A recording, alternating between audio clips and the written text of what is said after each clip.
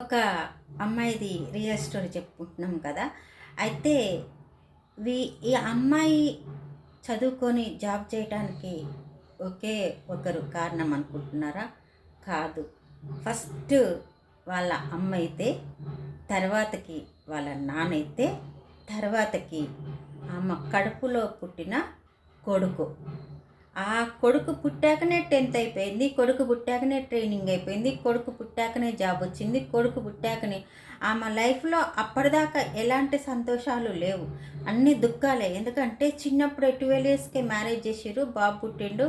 ఆ చదువు కోసం అని కట్నం కింద ఇచ్చిన పొలం అమ్ముకొని చదువు కోసం పోయింది. పోయి వచ్చే వరకు నానా కథలు నానా అన్నీ జరిగినాయి. అవన్నీ మనకు ఇప్పుడు వద్దు. అవి మనం మంచి మాటలే మాట్లాడుకుందాము. కానీ ఆమె లైఫ్లో మెయిన్ థింగ్ ఆ కొడుకుతో పాటు వచ్చిన వాళ్ళ ఉప్పలమ్మ తల్లి. ఉప్పలమ్మ తల్లి ప్రతి క్షణము హెచ్చరిస్తూనే ఉంటుంది ఆ అమ్మాయికి. నువ్వు అటు పోవద్దు, నువ్వు అది చేయొద్దు, నువ్వు ఇది మంచిది కాదు.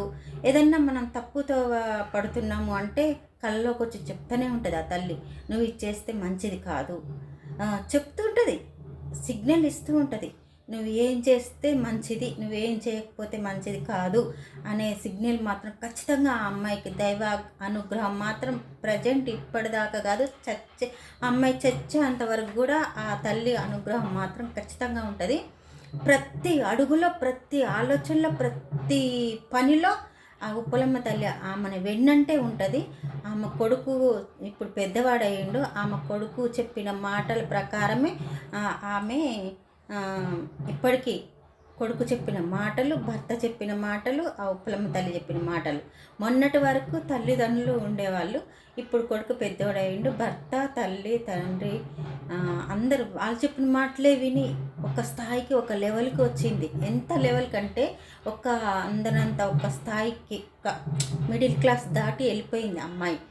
ఎందుకంటే వీళ్ళ పెద్దల అనుగ్రహము, ఆ ఉప్పలమ్మ తల్లి దయా దాక్షిణ్యాలు ఆ అమ్మాయి మీద పుష్కలంగా ఉన్నాయి. పుష్కలంగా అంటే పుష్కలంగా.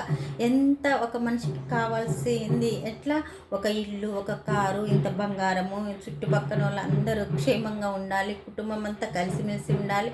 దానికోసం ఆ అమ్మాయి చాలా కష్టపడుతుంది. ఎప్పుడైనా చిన్న చిన్న మనస్పార్థాలు వచ్చినా కానీ తనే తగ్గి కుటుంబం గౌరవం కోసం, కుటుంబం కోసం తనే తగ్గి అందరినీ కలుపుతూ, అందరిని ఒక దాటి మీద నడిపిస్తూ ఇప్పటికి కూడా అలా గడుపుతూ వస్తుంది కాలం. కానీ వాటన్నిటికీ ఆమెకి వెనకాల బ్యాక్ బోను కొడుకు, భర్త, ఉప్పలమ్మ తల్లి. అది మాత్రం ఖచ్చితంగా చెప్పుకుంటుంది తను. నాకు వెనకాల నా తల్లి సూచనలు ఉంటాయి, నా కొడుకు, నా భర్త ఫుల్ సపోర్ట్ అని చెప్పుకుంటుంది. మీలో ఎవరికైనా అలాంటి సపోర్ట్ ఉంటే చెప్పండి.